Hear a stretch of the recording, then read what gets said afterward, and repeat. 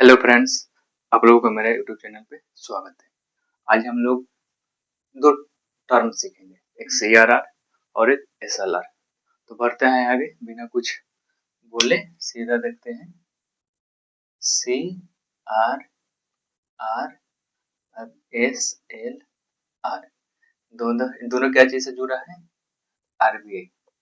अब कह सकते हैं कि आरबीआई का ये एक इंस्ट्रूमेंट है जिससे आरबीआई क्या करता है, मार्केट को कंट्रोल करता है, बैंक को कंट्रोल करता है, इन्फ्लेशन को कंट्रोल करता है, मार्केट में तरलता को कंट्रोल करता है।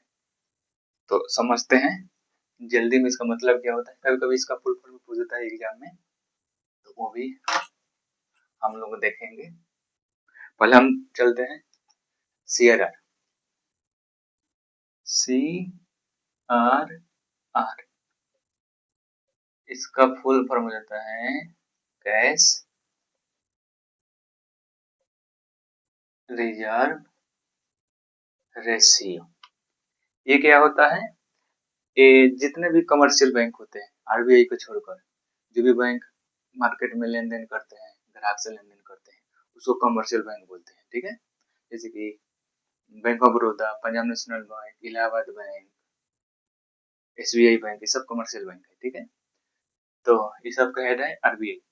तो सीआरआर का मतलब होता है कि आरबीआई बोलता है कमर्शियल बैंक से कि आप जितना मार्केट से लोग से पैसा ले रहे हो, उसका कुछ हिस्सा अपना पास रखो।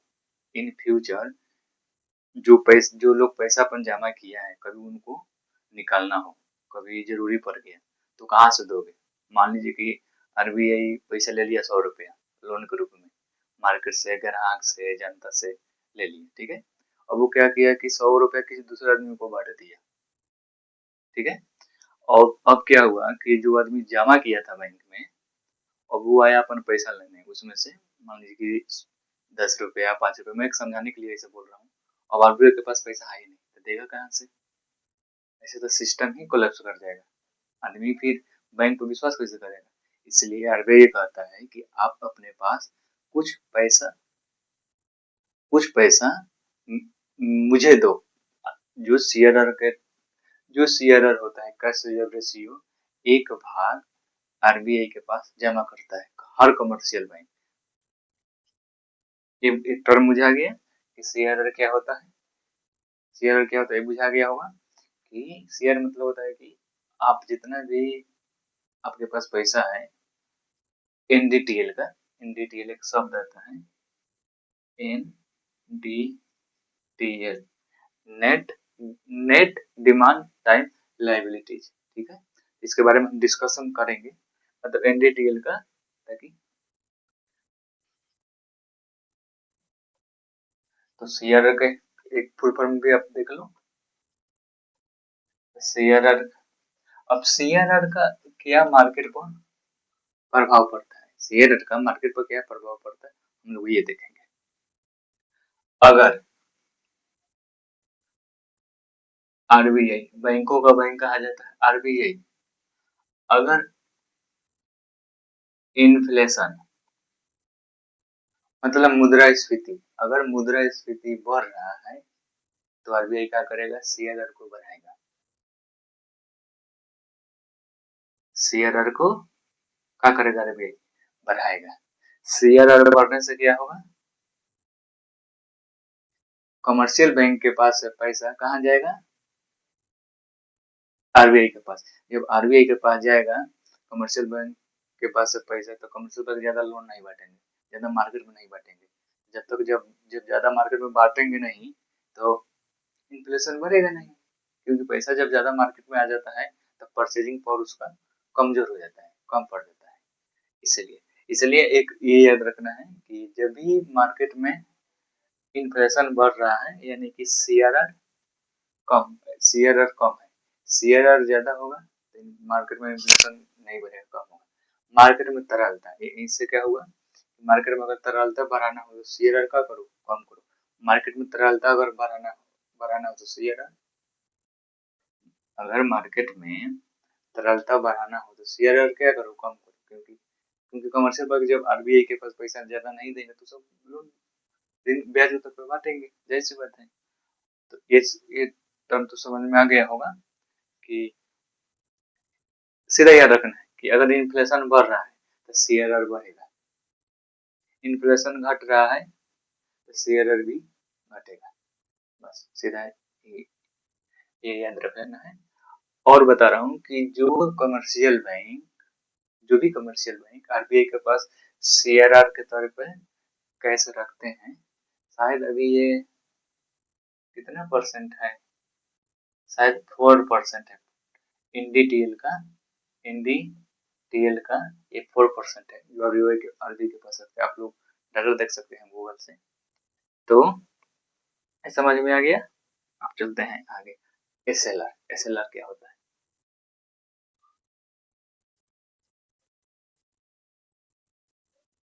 एसएलआर के बारे में बता दूं, पहले सीआरआर के बारे में बता दूं कि सीआरआर के तहत जो भी कमर्शियल बैंक आरबीआई के पास पैसा रखता है उस पे कमर्शियल बैंक को ब्याज नहीं मिलता है। ये पूछता है, इम्पोर्टेंट है। सीआरआर के तौर पे जो भी कमर्शियल बैंक आरबीआई के पास पैसा रखते हैं इन फ्यूचर में देने के लिए, वहां पर रखने के लिए, तो उस पे ब्याज आरबीआई नहीं देता है कमर्शियल बैंक को, बस वो नियम ऐसे रहता है। तो दो चीज पता चल गया सीआरआर से, आप लोग समझ रिपीट करके फिर से आप वीडियो देख सकते हैं। अब हम चलेंगे एसएलआर। एसएलआर इसका भी फुल फॉर्म हम लोग, क्योंकि फुल फॉर्म भी पूछ देता है। इसका फुल फॉर्म होता है एस टे टू टोरी लिक्विडिटी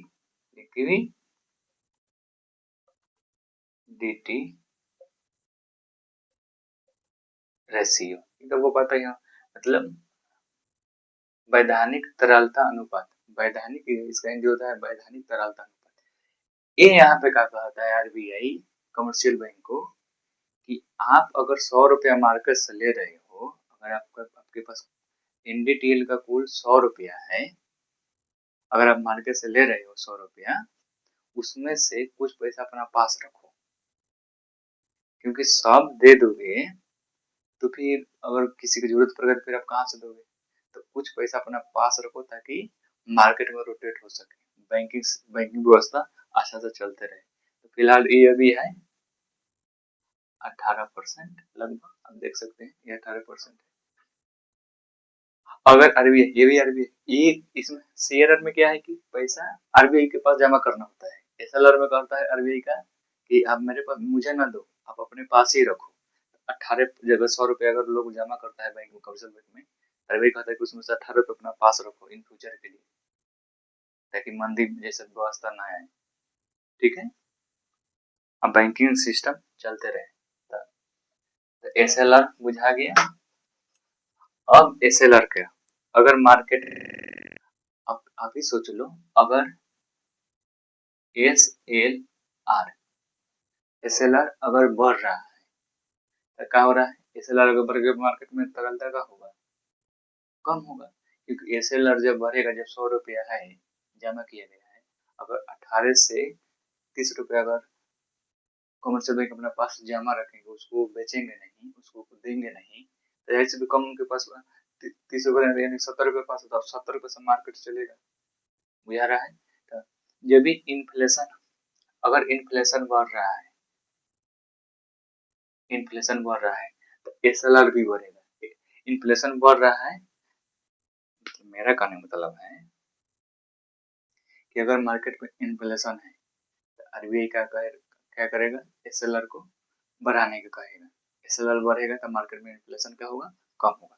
मतलब सीआरआर और एसएलआर, जब भी मार्केट में इन्फ्लेशन बढ़ेगा तो इसको बढ़ाया जाएगा, कम नहीं किया जाएगा, इसको बढ़ाया जाएगा, तो ये इन्फ्लेशन क्या होगा, घटेगा। ठीक है, पूरा सीधा संबंध होता है। आप बोल सकते हो कि एसएलआर समानुपाती इन्फ्लेशन, एसएलआर व्युत्क्रमानुपाती इन्फ्लेशन। अगर एसएलआर बढ़ेगा तो इन्फ्लेशन घटेगा। ठीक है, अगर सी आर आर ये भी हो जाएगा इन्फ्लेशन। अगर अगर ये बढ़ेगा, सीआरआर अगर बढ़ेगा तो इन्फ्लेशन घटेगा। ये बुझा गया। और CRR बढ़ेगा, SLR बढ़ेगा, तो मार्केट में तरलता का होगा, पैसा का होगा, कम होगा। मार्केट में पैसा क्या होगा, कम होगा। अब ब्याज बढ़ेगा, क्योंकि क्योंकि जब पैसा जब कम रहेगा तो ब्याज बढ़ेगा, ज्यादा लोन पर देगा। तो ये चीज समझ में आ गया।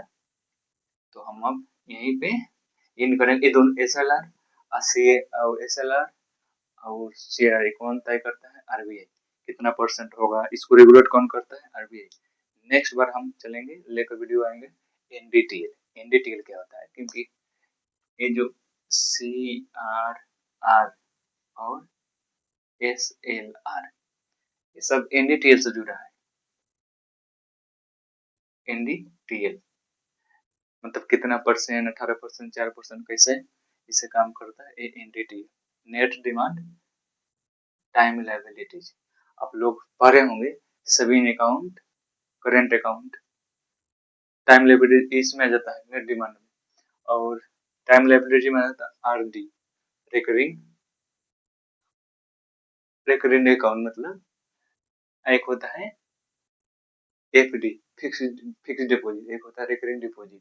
ठीक है, फिक्स डिपॉजिट और RD रिकरिंग डिपॉजिट, उसके बारे में बताएंगे इन डिटेल। जब बताएंगे तो उसके उसी के समय बताऊंगा, क्योंकि अभी इस वीडियो को यहीं पे खत्म करता हूँ, क्योंकि ना तो बहुत लंबा वीडियो हो जाएगा। तो मिलते हैं आप लोगों से फिर दूसरा टर्म के साथ। ठीक है, धन्यवाद।